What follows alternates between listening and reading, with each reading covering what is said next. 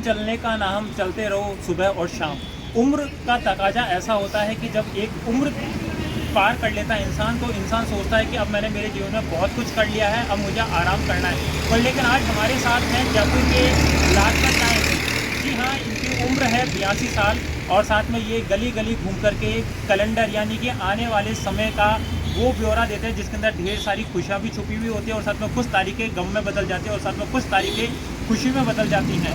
और साथ में ये हमारे साथ में लाजपत जी हैं और साथ में पिछले ये 45 साल से लगातार कैलेंडर बेच रहे हैं और साथ में इनका ये कहना है कि जीवन में जब तक सांस है तब तक मैं चलता रहूँगा। आगे की बातचीत मैं इनसे पूछता हूँ। बाबू जी, आप ये इतने लंबे समय से ये बेच रहे हैं कैलेंडर, तो केवल ये कैलेंडर बेचने का मतलब विचार आपके दिमाग में कैसे आया? वो तो मेरे बचपन से ही है, अब ये ध्यान नहीं है कब से है, बचपन से ही है। क्यों चलता रहूँगा तो बैठने से बैठ गया तो आप मतलब आपके शरीर को फिट रखना चाहते हैं, हाँ। इसलिए आप है ना पैदल चलते हैं। बिल्कुल। तो आपको कोई और परेशानी तो नहीं है किसी भी तरह की, या आपके मन में कोई ऐसी बात हो जिसको आप रोक रहे हो और आप है ना छुपा रहे हो?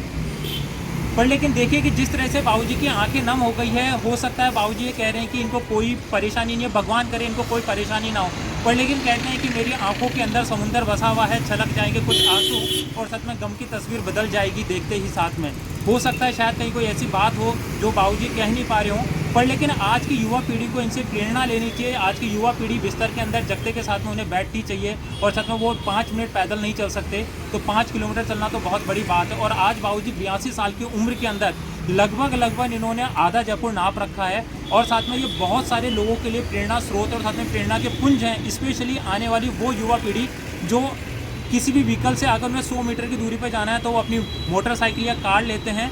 और साथ ही मैं इस युवा पीढ़ी को एक बात और कहना चाहूँगा कि माँ बाप वो पके हुए फल होते हैं कि जब वो कच्चे होते हैं तब भी आपकी देखभाल करते हैं और जब वो पूरी तरह पक जाते हैं तब वो अपने पीछे बहुत बड़ी विरासत छोड़ जाते हैं जो आपका हमेशा ध्यान रखती हैं। तो स्पेशली अपने जो बुज़ुर्ग हैं माँ बाप, आप उनका ध्यान रखें और साथ में माँ बाप को बहुत प्यार करते रहें। और एक बार पुनः मैं बाबूजी की लंबी उम्र, स्वस्थ साथ में शरीर कामना और साथ में इनकी दीर्घायु मैं यही प्रार्थना करता हूँ ईश्वर से कि ईश्वर आपको स्वस्थ रखें और आपसे एक बार पुनः मुलाकात होगी। और बाकी मैं ये बता दूँ, बाबूजी ने इंटरव्यू लेने के लिए नहीं कहा था, हिलव्यू समाचार ने इनको देखा और साथ में हिलव्यू समाचार ने पहल करी कि एक ऐसा इंटरव्यू लिया जाए जो कि आने वाली युवा पीढ़ी के लिए प्रेरणा स्रोत का काम का मतलब माध्यम बने और साथ में युवा पीढ़ी को कुछ प्रेरणा मिले।